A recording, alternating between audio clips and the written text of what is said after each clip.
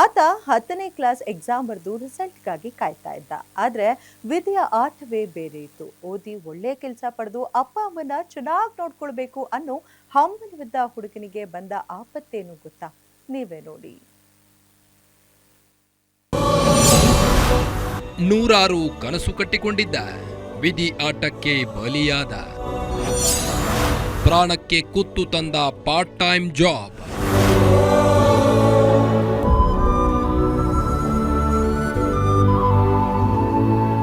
ರಕ್ತದ ಮಡುವಿನಲ್ಲಿ ಬಿದ್ದಿರುವ ಮೃತದೇಹ, ಮಗನನ್ನ ನೆನೆದು ಗೋಳಾಡುತ್ತಿರುವ ತಾಯಿ.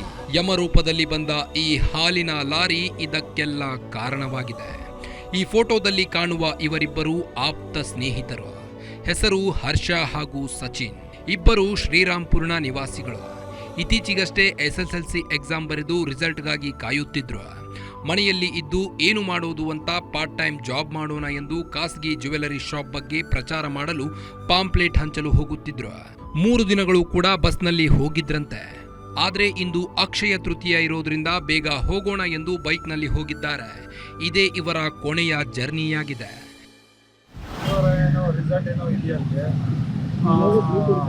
ಯಾರೋ ಹುಡುಗ ಏನು ಮಾಡಿದ್ದಾನೆ, ಫ್ರೆಂಡು ಇದಕ್ಕೆ ಪಾಂಪ್ಲೆಟ್ ಹಚ್ಚೋದಕ್ಕೆ 1000 ರೂಪಾಯಿ ಕೊಡ್ತಾರೆ, ಬಾ ಮನೆಗೂ ಅಂಗಡಿಗೂ ಹೋಗಿ ಕೊಟ್ಬಿಟ್ಟು ಬರೋಣ ಅಂದ್ಬಿಟ್ಟು ಅವನು ಯಾರೋ ಲಾರಿ ಫುಲ್ಲಾಗಿ ಕೊಟ್ಬಿಟ್ಟು ಬುದ್ಧಿ ಹತ್ತಿಸ್ಬಿಟ್ಟಿದ್ದಾನೆ.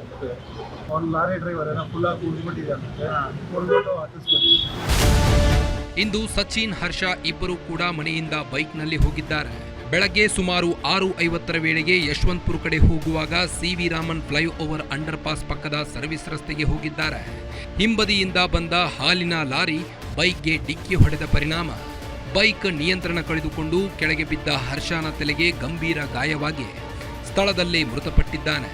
ಇನ್ನು ಕೈಕಾಲು ಬೆನ್ನಿಗೆ ಗಂಭೀರ ಗಾಯಗಳಾಗಿ ಆಸ್ಪತ್ರೆಗೆ ದಾಖಲಾಗಿದ್ದಾನೆ. ಬೆಂಗಳೂರು ಡೈರಿಯಿಂದ ನೆಲಮಂಗಲಕ್ಕೆ ಹೊರಟಿದ್ದ ಲಾರಿ ಚಾಲಕ ನಾಗೇಶ್ ಅಪಘಾತವನ್ನ ಎಸಗಿದ್ದಾನೆ. ಘಟನೆ ಸಂಬಂಧ ಸದಾಶಿವನಗರ ಠಾಣೆಯ ಟ್ರಾಫಿಕ್ ಸ್ಟೇಷನ್ನಲ್ಲಿ ದೂರು ದಾಖಲಾಗಿದ್ದು, ಚಾಲಕನನ್ನ ವಶಕ್ಕೆ ಪಡೆದು ವಿಚಾರಣೆಯನ್ನ ನಡೆಸುತ್ತಿದ್ದಾರೆ.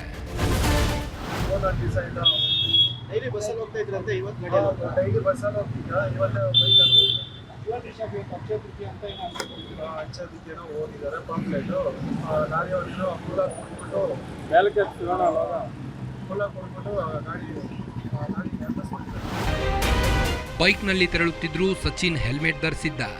ಆದರೆ ಹರ್ಷ ಹೆಲ್ಮೆಟ್ ಹಾಕಿರಲಿಲ್ಲ. ಇದರಿಂದ ತಲೆಗೆ ಪೆಟ್ಟು ಬಿದ್ದು ಮೃತಪಟ್ಟಿರೋ ಶಂಕೆ ಇದೆ.